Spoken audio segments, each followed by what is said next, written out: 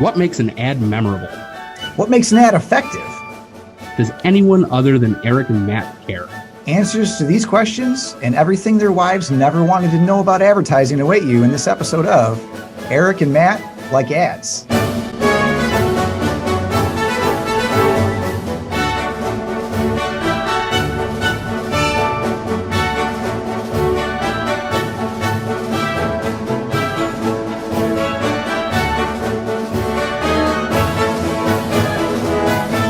Hey Matt, what's up? It's Erik. Hey, I like Erik. ads. Do you like Matt. ads? I do like ads. I think we're going Do to you record like- a podcast about how we like ads. Do you like them as much as I like them? That's debatable. I think maybe you like them a little bit more than I do. I don't just like ads. I really like ads. There you go. So how's your day going? It's going well. Kind of just hanging out, waiting to do this podcast all day. Didn't do any work. I believe that. You want to hear something funny? I think do. it's funny. So I was like getting ready to make sure I was on time for this thing because we got to start at 2:30 p.m. sharp. Except we've always started this, including all of our pre-planning meetings, at 3 p.m. I don't know what happened, but so I logged on and I was like, wait a second. I looked at the calendar. I got 30 minutes. It was an amazing feeling. Then I'm like, wait, what am I going to do now for 30 minutes? Yeah. Did you do it? Did you get anything done? Yeah, I paid an insurance bill and yep. And I reconnoitered with the team and they had produced a funny video for social media purposes. And we laughed and laughed and laughed some more. And then I did actually even a little bit more research for this particular podcast, and I'm excited about it. I'm feeling ready. Yeah, good. I am too. I think I saw the funny thing. Did the funny social media video or whatever? Did that already get posted? Oh, we posted a funny social media video featuring moi earlier, but then Bailey and Cayden did their own combined version of that same video. And I think it's way better than mine was, by the way, way better. And I'm excited to see what kind of action we get on the old internets. I mean, I was going to say, I haven't seen their version. I have seen your version. I can 100% say that it's better than your version. Absolutely. Yeah, that doesn't take a rocket scientist for sure. Nope. Doing some rocket appliances right now. Yeah. I don't know what that means. Cool. So I think we're here to talk about an ad. Yes, sir. I do know that it is produced by Gray, New York, which allegedly is a fancy pants advertising agency who has done some pretty incredible work. I checked them out. Have you ever heard of Pringles? Yes. Okay, they've done some work for them. Have you heard of Gillette? Yes. Yeah, they did some work for them. Actually, they did I think it was like I feel like it was like literally 3 months ago, but the internet's telling me it was a couple years ago that there was this longer form piece for Gillette that it's titled something like the best men can be. And it was like, it was like a piece that was against, kind of speaking out against, that machismo kind of over masculinity, the way that, men treat women, the sexual, overtures and all that garbage and stuff. And really, really powerful, really moving. And actually I was thinking in a future episode, we should maybe tackle that one because I think there's a lot of meat in that one. Yeah. I know exactly what you're talking about. And I am also a little thrown by the timing of that because I feel like maybe not a few months ago, but it definitely feels like at most a year ago. And if you're saying it's been a few years, I think that's you know, just something that we're dealing with everything that's going on, these unprecedented Well, times. they call that the elasticity of time, Matt. Yeah. Yeah, Is that kind of like how Terminator 2 works? I'm not sure. Me neither. Anyway, so yeah, so Great New York did those, and they did the other one about Machado G. Assis. I definitely did not pronounce that right, but I guess he's like the most prolific um, fiction writer in Brazil, and they did a really sweet piece that had a huge impact in Brazil. And so these guys, the point is, they make spots that are, I think, I don't know what's the word, like they're just not edgy per se, but like they really, you don't see it coming. They have a lot of, I think, kind of element of surprise in them, and they're challenging, right? They make spots that challenge people, I think. And I wouldn't say that defines their work, because I don't know enough about their full body of work. But anyway, so I'm impressed by what they do. And this particular one is in it's a PSA, and it was a pro bono effort. And I don't actually want to say any more than that. I feel like we should watch it, and then we can talk about all that stuff afterwards. What do you think? Sounds good to me. Let's do it. Hey guys, today I'm in my parents' bedroom because I have something really cool I want to show you. So I am going to go get it.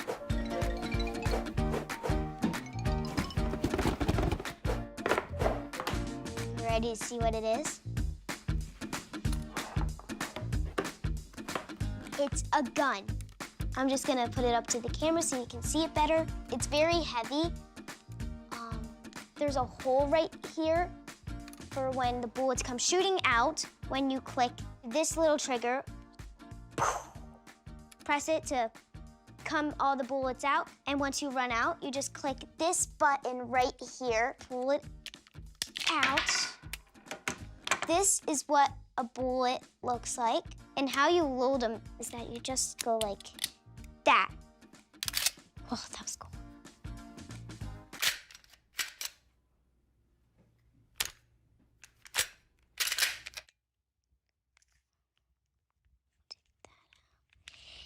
Oh, I got jammed.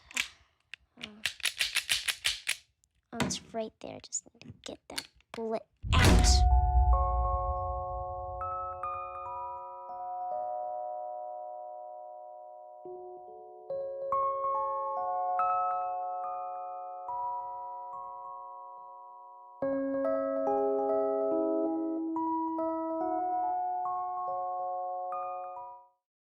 Okay, yeah. So I hated that. Yeah, that's hard to watch, isn't it? Yeah. Yeah, it is. I think especially if you're a parent, which you and I both are. But I think even if you're not, that is definitely tough, right? It causes quite a bit of anxiety while I'm watching it. And I've watched it now probably 12 times since we decided to do this one. And even now it's still like, dude, don't turn that gun. Don't do that. Don't, oh man, what's going on? I want to briefly say a couple of things and then sort of let you give your take on it. I think the casting of this one is like they did a great job. I think this kid is like it doesn't feel like he's acting, which I think a lot of the time when you have child actors, even the best, like you can tell they're acting, you can tell they're pretending. Yeah. He's just doing it like it's just something that he's doing. And I think that really makes it kind of real for the viewer. It made it real for me because I could just see my daughter who does these like goofy little, she basically parrots things that she's seen. And that's what kids do. They parrot things that they've seen. She does these little like makeup tutorials that they're not even recorded. It's just her sitting there for my wife and I, or my parents or something like that, and she's just like, and now you do this, and now you do, and when I started watching this, I was like, yeah, okay, I could see Aoife doing that. That's terrifying. But yeah, like I think, on this show we talk a lot about, the actual, kind of like what the audience is going to get out of it, and a little bit less about the production of the spot itself. And I think for this one, it lives and dies with like the casting of that young man, and how well he sort of plays that role. I think it's just absolutely incredible, how well he did, and like how real he made it.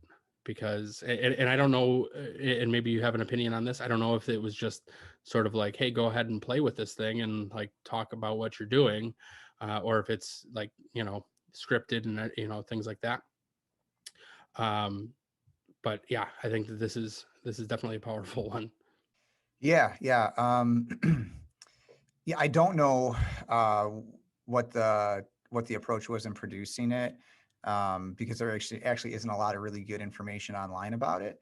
It's a pretty new piece. The video that I saw on YouTube has about 11,000 views on it right now, right? So it's still new.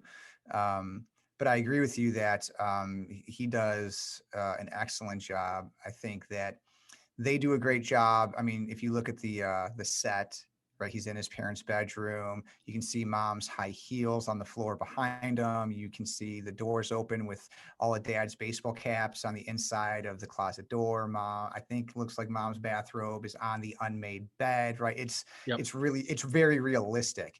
I think that while they didn't need to, because I think it worked for both of us. Yeah, it's like when he turns that thing back on him, that moment is like, oh, good God, please don't do this. And it's not real. It's not real, but yet you're still feeling this. And that's like mirror, about mirror neurons, right? Like that's the whole idea behind empathy, right? It's like why when you see a football player, watch a football game and someone just gets like clobbered, right? Or a hockey game, open ice hit, and you're like, ooh, the whole audience does that, right? Like, why is that, right? You're not getting clobbered, they're getting clobbered, right? So I think that they definitely are able to make that connection. And it's really, really powerful. But I think that they could have even gone maybe a little further with it, and the production value of it could have maybe have been dialed back even a little bit more, because I think of like an 8-year-old who would be doing an unboxing video. In most instances, it would look slightly less produced, I think. But I don't think they needed to do that, by the way, because clearly it totally works with the way that they did it. Kevin, I was able to find a little bit out about it. Kevin Wilson Jr. He was the director on this, and do you know? And he did an amazing job, Kevin Wilson Jr. I don't know who you are, but like fantastic job on this. Do you know who Kevin Wilson Jr. studied under? I don't. Shelton Jackson Lee. Do you know who Shelton Jackson Lee is? No, you're gonna have to give me a little bit on that one. Spike Lee. Oh, so he studied under Spike Lee. So is it any surprise that this dude is making stuff like this? Yeah. Right? Like, I mean, come on, Spike Lee. Are you kidding me? Yeah, definitely tracks. Do you work with anyone who has studied under Spike Lee? Me? No, I don't. Do you? If they have, they haven't admitted it. And I feel like if they had, they would tell you that. Yeah. So no, we're not working with anybody who has studied, but we do work with some pretty great people, by the way. But yeah, do you know, by the way, quick trivia, Spike Lee, how old do you think Spike Lee is? 61. Yeah, good job. 63. I was a little surprised. His first film was like 1983. Yeah.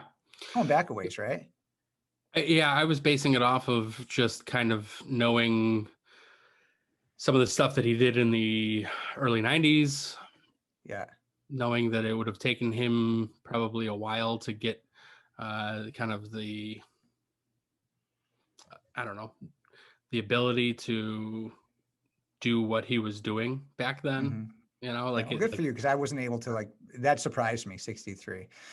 And because everyone really, really, really cares about people's net worth these days. And like, you can find that out. They just give that. They tell you their age and then like, oh, here's their net worth, right? yeah, $50 million. seems low, Yeah, right. That's what I thought. I'm like, really? right? Spike Lee, Yeah, $50 million? Right? Maybe he's, you know what? Who knows though? You know, but anyway, $50 million is about 50 million more than I have. So whatever. So back to the spot at hand. Yeah, I think super effective in, you know, the metrics that I use, right? Of does it demand attention? It certainly does. Stylistically, the way they open it up, I think, does yep, that for sure. And then uh, does it defy expectations? For sure, because you don't know. You're like, oh, it's kind of fun. What's this kid up to, right? And then there's a handgun, there's a Glock, right? yeah, Uh, and then, you know, does it create conversation? Yeah, you bet your ass it creates conversation, right? Like, it is very moving and it's hard not to talk about and rehash in your mind and get the willies every single time you do. So like you mentioned, like, you know, Aoife is kind of in that mimicry stage. Well, so Adeline, my 11-year-old, she loves to pretend that she's a YouTube creator. So when she is doing any of her crafts, or she's into cooking, I think I've mentioned that before on the show, and um, she'll literally talk through it yeah. like she's doing a video, like she's actually producing a video, and then we get a kick out of that. We think it's funny and stuff. But so yeah, so it connects. If you're a parent, or you're a grandparent, or you have young ones, nieces, nephews, whatever, right, in your life, it's going to connect with you for sure. But because it's so relevant to the place that kids are at right now with media and actually being media creators, right? Like, it dials it in even more. It makes it even more realistic, more relevant, and therefore even more disturbing, because you can easily, I don't know how you don't, substitute, I think it's Caleb, right, for your son or your daughter, right? And yeah. Absolutely. Um, and there's, and to your point, you know, these kids right now are, you know, mimicking, like being like the creators, the YouTube creators, like all of that. They understand that, like, virality is a thing, right? And they Mhm. understand that, like, kind of like that shock value often um earns you virality, right? Like, so you know, they get that a video of somebody falling down and hurting themselves, right, like is going, you know, like is going to get more likes and, you know, comments and engagement and all of that, uh more than just a video of somebody talking about something poignant. What's more shocking than, hey, here I am, like an 8-year-old with a gun, right? So um you know, not only like is this a nice way of saying, like, if you're gonna have a gun, lock your fucking gun up. It's also like just providing like this scenario where it's like, if you don't think your kid is going to play with the gun because you've taught your kid not to play with the gun. So if you read the comments, not to you know, like diverge from what I'm trying to say, if you read the comments on this YouTube video that we found to show this, a lot of them are, yeah, well, I taught my kid never to touch my gun. Well, guess what? When this kid wants 18,000 likes or views or whatever it is on YouTube, on their YouTube channel, when they're 11 or 12, guess what they might go get? You know, your gun Yeah. or your what, you know, whatever it is. So I think how real and truthful it Mhm. is incredibly impactful. Yeah, no, 100%. on that. And so that's, I mean, obviously, you know, we live in a time of controversy. We live in a time where there's a wedge in between everything and everybody, it Sure. seems, right? And certainly gun violence is a big issue. It's one of those divisive topics that we just can't seem to get on the same page on. And so the subject matter in and of itself, right? So they're dealing with really, you know, strong subject matter in a very strong and direct way as well. So I think that's, you know, that's effective, you know, element of it. But so, you know, I don't know what your, you know, your opinion is on guns and whether you have, you know, guns in your home. You don't have to answer that specifically, right? Whether you're a hunter or not, hunting's a big thing in my father-in-law's family, and I picked it up when I got, you know, married to Meredith. And you were telling me earlier about how you know you feel lucky that you have a really great relationship with your father-in-law, and I feel the same way. Your father-in-law and I are just like, I just feel like we're just so close. But my father-in-law and I are also he, he's Cool. just the best. He's just the best. I don't know. And sometimes I feel like, you know, he talks about you a lot, but anyway, we'll talk about that later. They don't need to hear this part. But yeah, so, you know, I didn't grow up with guns in my house. My parents didn't have guns. No one in my family hunted.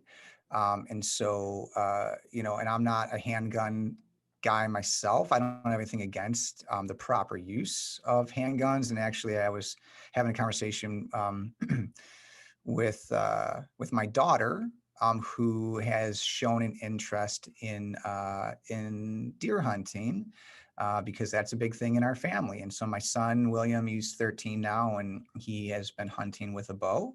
This was his first season, last season, hunting with a bow, and that's where you start. In New York State, you can't hunt with a firearm yet at that age. But Adeline has shown an interest, and she's doing her hunter safety course, and part of it is they teach you about firearms, what they are, how they function, and obviously the proper use and how to use it safely and keep everybody safe, you know. And for those that handle firearms, they do appreciate, I think most people do appreciate the need for safety, but I can tell you that not everyone who knows that is actually practicing Yeah. that. And you get comfortable and you think like, oh, nothing's going to happen, right? You know, and like, no, like 8, really, like that stat, 8 children, and I don't want to get like too heavy here, but like think about that. 8 kids in our country today, Yeah. right? Like that's messed up. That's not right. And it can be prevented. So like, you know, I really appreciate that Gray New York, because there was some resources put into this, right? And so the fact that they stepped up and that they did this, I think is pretty amazing.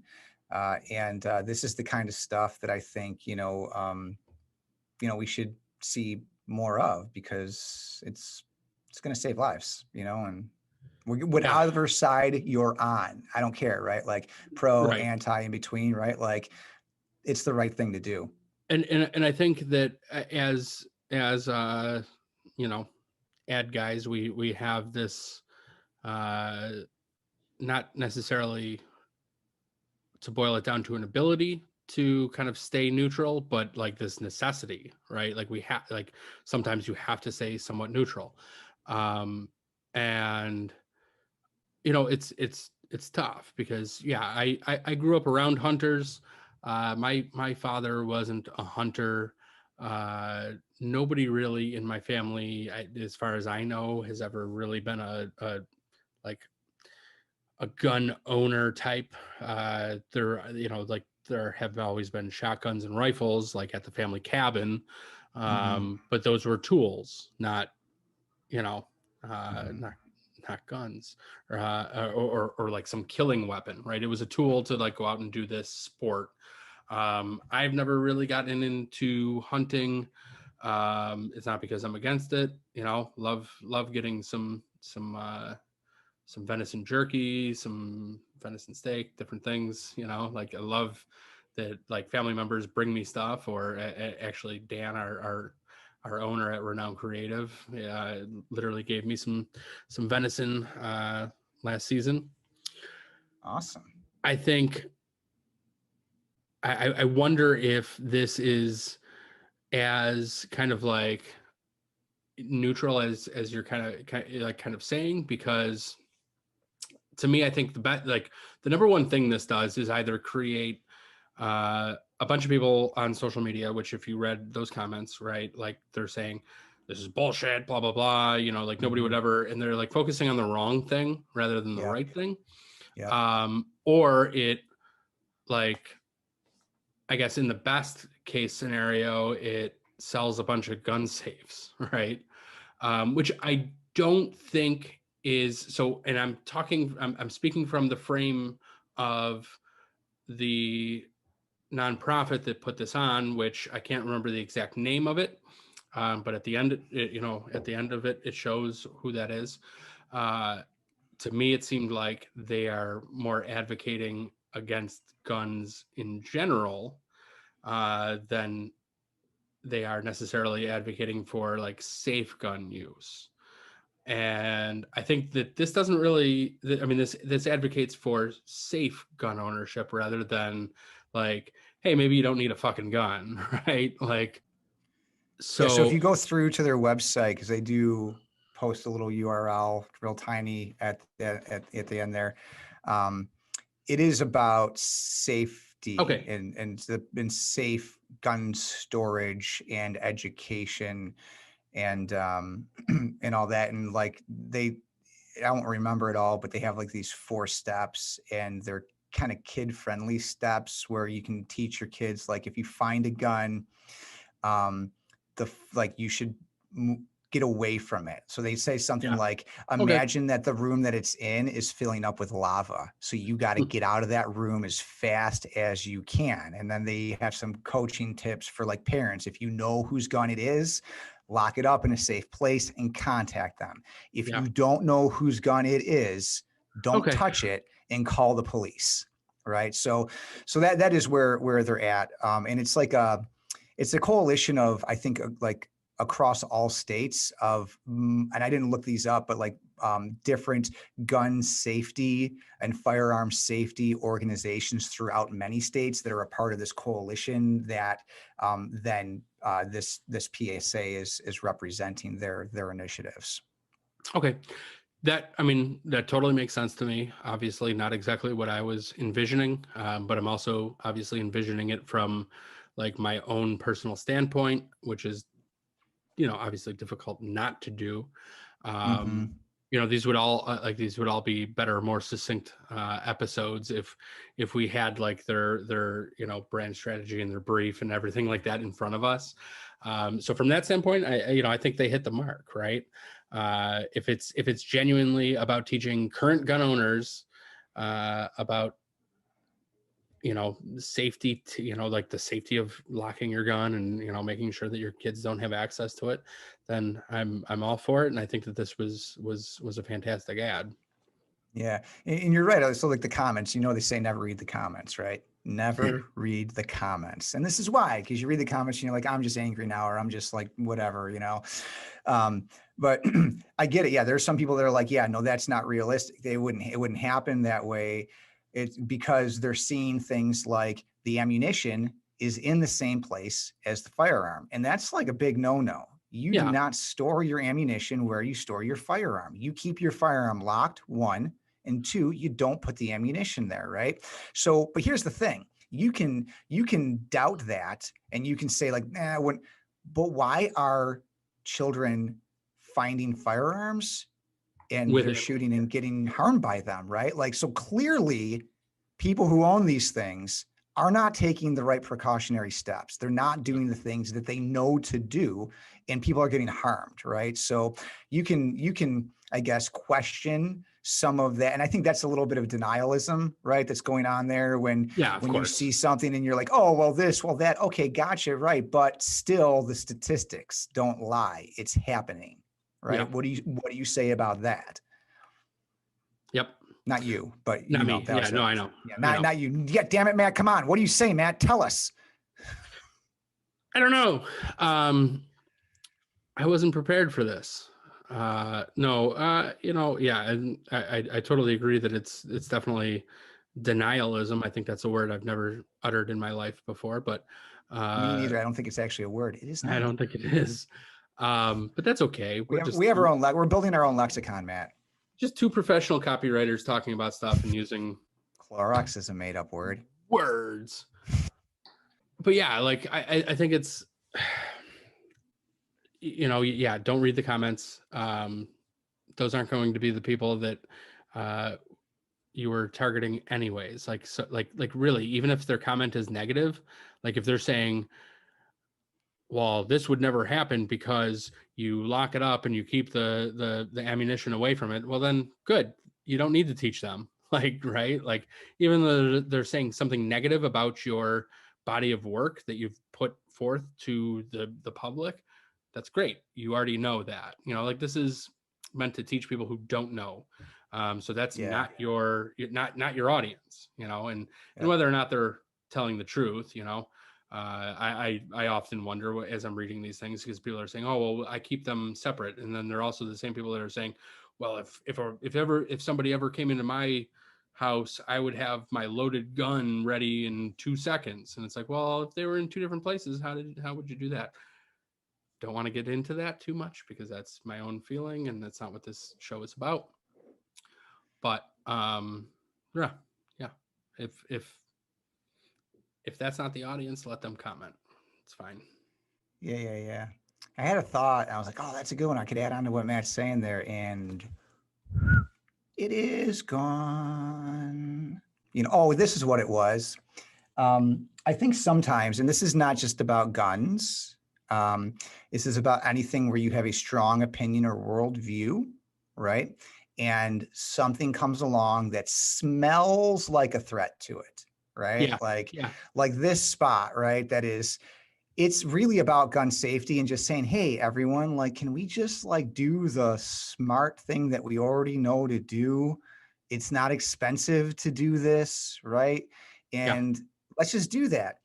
But then it smells a little bit like, well, are you the people that think our guns should be taken away from us? And so it's all of a sudden like this wall goes up and it's like, okay, no, this is an offense to me. This is an offense to my worldview, to my lifestyle. And now I'm going to have a reaction, right? And it doesn't have to be about guns. It could be about anything that you feel like your way of life is being threatened, right? Or even just it's the kind of like to relate it to something that we know very well and probably a lot of our listeners know. It's when somebody is posting about kind of like certain basics of marketing or advertising, and there's always somebody that says, oh, if you didn't know this, you're an idiot, you should be further along than that. It's like, well, there's always new people in any space, right? So there's new gun owners who maybe don't know this yet, and it like this type of content or lesson is evergreen, right? It's always important to continue to talk about it. Just like continuing to talk about the 4 P's of marketing is important. Otherwise, you're going to get a bunch of people who only talk about 1 P of promotion and think that, and it's going to take them years to learn the others. And sometimes some difficult lessons in marketing. Not knowing the first 3 P's and only knowing promotion means you've done a bad job. In gun safety, not knowing to keep the gun away from the ammunition could end up in a tragedy. So, I mean, it's kind of 2 very different things, but sort of illustrates the point of keeping that kind of 101 information out there and present and available for people who are new to that space. Sure. So let's end this on a lighter note. and maybe how we started when we were talking about technique and the execution Sure. of the ad. Did you notice the continuity issues? I didn't. Okay, so the box that has the gun is over here sometimes, and sometimes it's over here. Oh, really? Right. So sometimes you can see mom's high heels, sometimes you can't. And so clearly they shot it a couple different ways and then they edited it together. And I guarantee you someone said because you'll notice this only when you're editing it probably, right? And be like, oh crap, we got this thing. And it's like, either A, you might say, well, realistically, little Caleb may have shot this a few different times, and even though they make it look like it's one piece, so I don't think that would be believable. But the point is, because we just shot a video for a client last week, it's been edited this week. We got it to the place where it's ready to launch. And there are a couple things about it where it's not always necessarily continuity, but little technical aspects of how it was shot or the angle or different things that you totally notice. You're going to notice these things. And I guarantee you no viewer is going to notice them, right? So just a little, I guess, plug for like making the important things important and the unimportant things don't make them important, right? Because like if you tell your story well, which Kevin, right? Kevin Wilson Jr. told the story well. Yeah. Those little things don't matter. They don't. It's about the story, right? Ultimately, it's about the story, right? And how believable and how much can you draw me into it? Not like how technically proficient the piece is. Kind of reminds me of the forthcoming Erik and Matt ads logo that you're having a little bit of an issue with. I'm not having an issue with it. It's not like I have an issue with it. Kidding. But I'm just saying it doesn't. I have issues. I have issues, and I am excited about it. Don't get it twisted. Don't get it twisted. I am excited about it. It's just like I do. So this is something I know about myself, and I'm working on, right? Like I am a perfectionist. Thank you, Mom. Thank you, Dad. Right? I blame, credit, love both of you equally for my perfectionism, and that can be good, and sometimes that's not good, right? Yeah. So I'm learning to be like, you know what, it's okay like that, because there's a piece of me that's I want to think way more about this. I want to spend more time on it, but what we really need to do is we need to create a logo that's really good, but that is created and that we can use, right? And literally just what you said. About this ad, the continuity issues, only an editor or only the person that is that close to it is going to be looking at the logo that we create so closely. So it's an opportunity for you to put into practice this knowledge that you have of the fact that it doesn't need to be perfect, it needs to be effective. And just so we're clear, because we don't need to include this in the episode, and I'm sorry. No, we should. I like this. Okay, we should. Good. We should. This is the special extended editors, director's cut version. No, just so we're clear, it's an awesome logo. My quote issues, right, are my issues, but the thing that gets me thinking, it's not the execution of it. The execution is awesome, right? It looks super sweet. And I think it's going to do all the things we needed to do. I'm thinking to myself, if I had put more thought into the upfront work and the direction given and all that sort of stuff, would we have come up with something even greater? This is me. And my wife has to remind Erik, will you stop? It's good. It's not just good, it's great, right? You're the only one that feels like you could have made it just even better, right? It's kind of a disease, right? So that is where it's at. It's not the execution. It's more so my role in it. And could I have brought more to it? I'm just here to defend Shelby and Nick. I think they did a fantastic job. Listen, Matt. If there's anybody actually watching this, leave out there. Leave your opinion in the comments somewhere or wherever the comments are. And you know, if you like it, tell Shelby and Nick what a great job they did. If you don't like it, maybe just keep your comment to yourself. It was Erik's fault.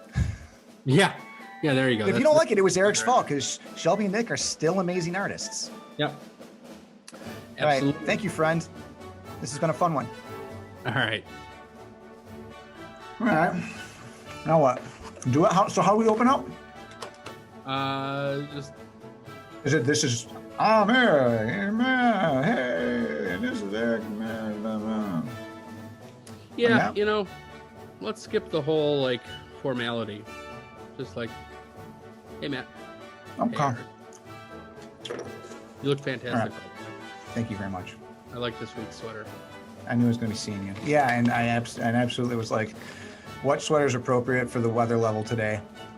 And also has not been seen yet by the audience. Are we recording yet? Yep. Oh, shit. You sneaky bastard.